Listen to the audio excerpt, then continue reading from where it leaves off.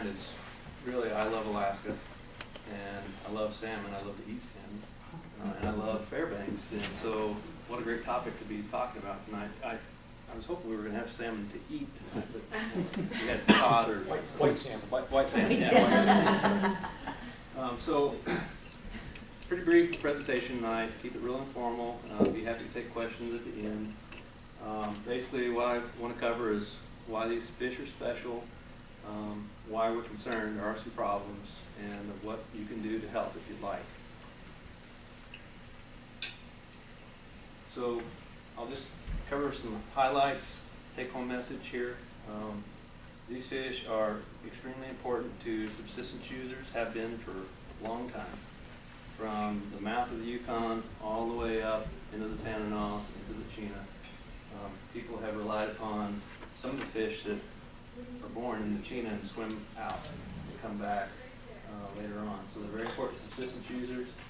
In periods of abundance, there's actually commercial fishery in the lower Yukon for Chinook salmon, including the Chena River Chinook. Also, when they're abundant, there's a sport fishery in the Chena River. You can actually fish one. We've learned that there's an interest in viewing salmon, even the Yukon River salmon. And I'll talk a little bit more about that later.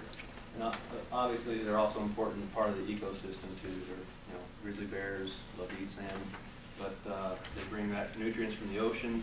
They bring those nutrients all the way back up to the spawning grounds. They die. All those nutrients go in the soil, get uptake through the plants. So, real key critter out there on the landscape. One thing that's unique is the Chena River is the second largest producer of Yukon kings in the United States. I didn't even know that until I started working with some of these folks here in Fairbanks. That's pretty astonishing. And they're not, the Chena River doesn't produce the second largest number in the entire Yukon River drainage. There are rivers in Canada that produce more fish than the Chena River, but in terms of Alaska, the Salch is number one, just right down the road, and then the Chena River. So that's a very important point. The managers shoot for a goal each year of seeing 3,000 to 6,000 kings swim through Moose Creek Dam, and talk more about that. However, recent returns have been not so good. Actually, the entire Yukon River king population in recent years have been 50% below historic levels. 50%. So what does that mean? That means that we all have to work together, and we need to try to conserve these fish and their habitat. So I'll hit upon these as I go through the talk here. Subsistence use.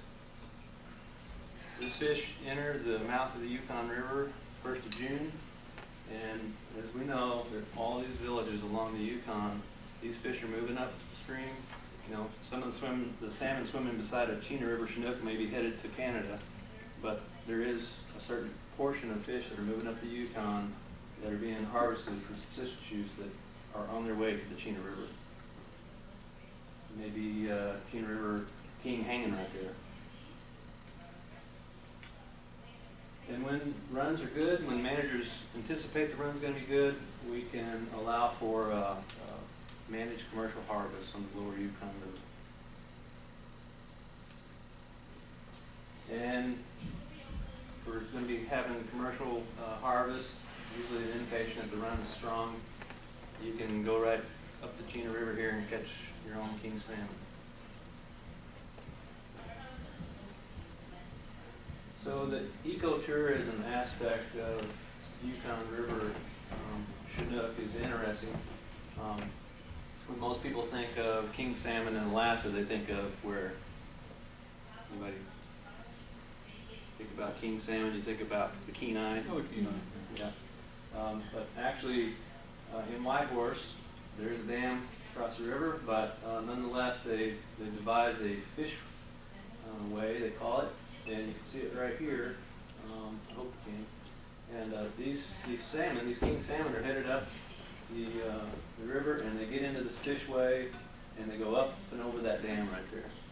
Last year, 1,532 king salmon swam up that fishway in a period of about a month, or maybe a little bit less.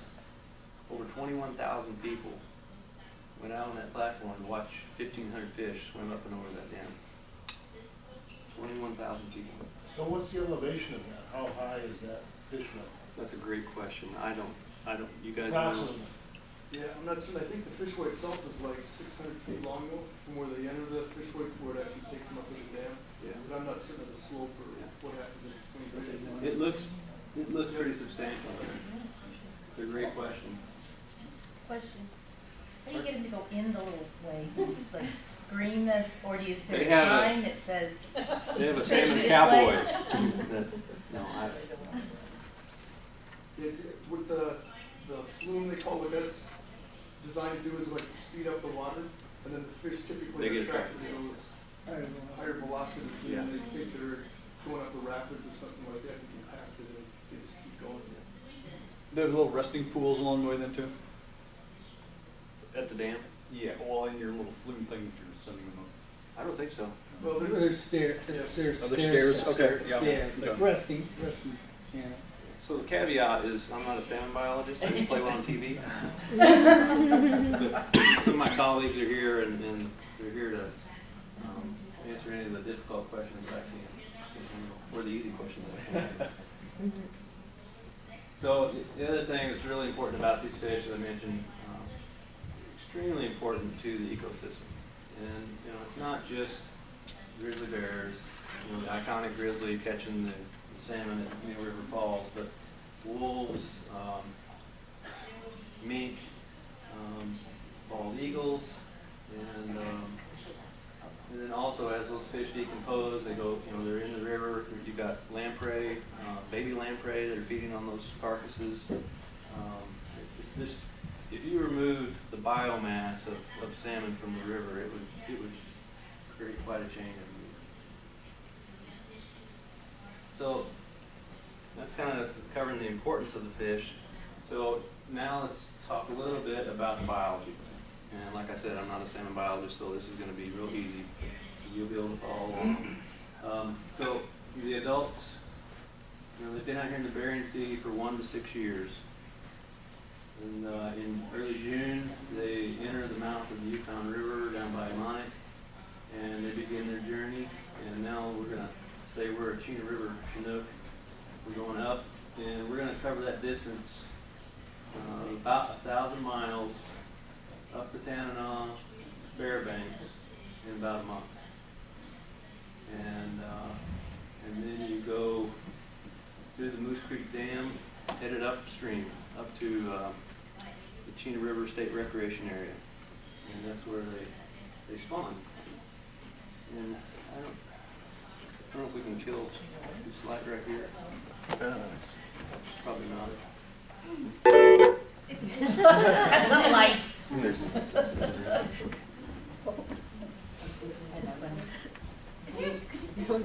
Okay, I'm sorry. I really can't hear you. Yeah. Might be all of them if you want that. Oh, better. Wow. Your choice. Yeah. Dark?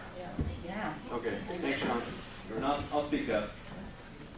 So, the adults come up the Yukon, up to Tanana, into the Chena. They travel about 1,000 miles in a matter of a month. Oh, thank you. And they're headed for the upper Chena, up into the state recreation area. And this is an underwater image, and you can see the kings right here, in here. Now they're going to spawn. And this is not a king salmon. Anybody guess what this is? A permit? No, not a burbot. It's Arctic grayling. Yep, Arctic grayling. So Arctic grayling, they're going to be behind these spawning salmon, picking up the eggs. So this is happening in late July, early mid-August. And again, hopefully we've got on the high end, you know, we've got maybe 6,000 salmon up in that area doing that business, not 1,000. So they lay their eggs, and then in the fall and winter, those eggs are going to hatch, and you've got these little guys. And then next spring, here they are. This is a Chena River Chinook salmon fry. little guy, little gal. And notice how they're sticking tight to this habitat, these roots. Gives them cover from predators. That's an important point. I want you to remember that because we're going to talk about that in a little bit. So these fish now are going to move down the Chena slowly, maybe quickly. It's still kind of a mystery for us, but we know that they're in the Chena River, and they're kind of their second year. Well, it'll be the first year of their life. But they're moving downriver. They're going to head back to the Bering Sea. And they're going to do that maybe early summer, but for sure by the end of the summer they're gone out of the Chena. And like I said, headed back to the Bering Sea, where they're going to spend another 1 to 6 years before they come back home. So, real quick and easy on the biology. Now let's talk a little bit about the river. This is a Google Earth image of the upper Chena. You can see the Chena Hot Springs Road here. How many of you have driven the Chena Hot Springs Road? Most, yeah, okay. So you've seen this habitat. You've seen, not a lot of development, a lot of trees. If you floated it, any of you floated the upper Chena? Yeah. So it's not real easy. There are sweepers, there are log jams, and it's sandbars and riffles and all that. That's all kind of makes it adventuresome and exciting as a paddler, but it's also good habitat for little guys, a little salmon fry. One of the things that the Chena Hot Springs Road did to that habitat, though, was it changed the way the fish could use the habitat. So if you were an adult returning back to spawn and you went up this little stream, feeder stream that flows into the Chena River, you're going to have a difficult time getting up into that habitat. Even here, these fish you see here weren't able to go through those culverts, those road culverts. So that's an issue. We're working with lots of folks. Alaskan Department of Transportation is on this. They understand and are doing good things. Alaskan Department of Fish and Game and our agency are working with Alaska Department of Transportation to address these issues. Here's an example of what is better, I think, for if I were a king salmon, I would rather be headed up into a place like this. I know that I can move on into that area that I want to go and lay the eggs, and then when I'm a fry, I know I can get downstream. Okay, so fish passage is an issue on the Chena. So here's another issue. We talked about habitat. So logs and that structure in the river is actually good if you're a little tiny salmon and you've got pike or grayling or whatever that's out looking for you. You can tuck down into this cover here. This is a shot of the upper Chena. How many of you floated the Chena through town? You run into this kind of stuff on the lower Chena? No, not much. Not much at all.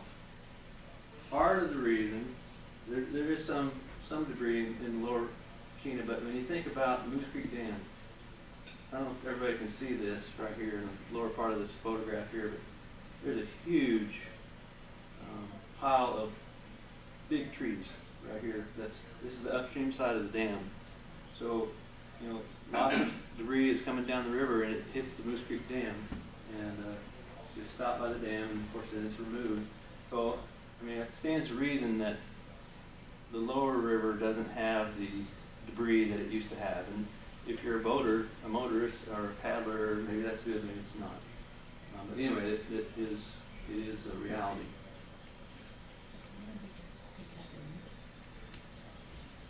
(1938), and we're sitting right about here. This is Fairbanks. This is the Chena River. This is Noyes Slough. Here's Creamers.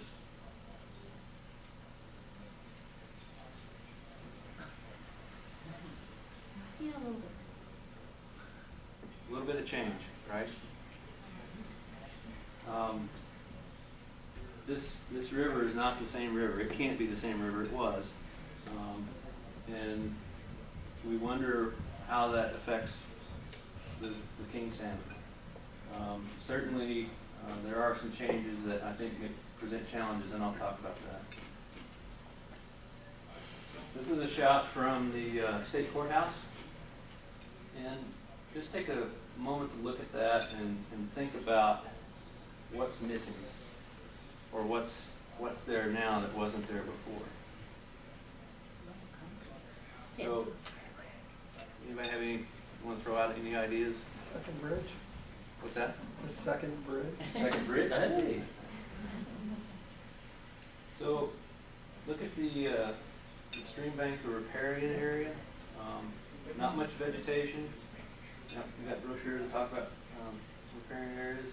We don't have sweepers, we don't have log jams.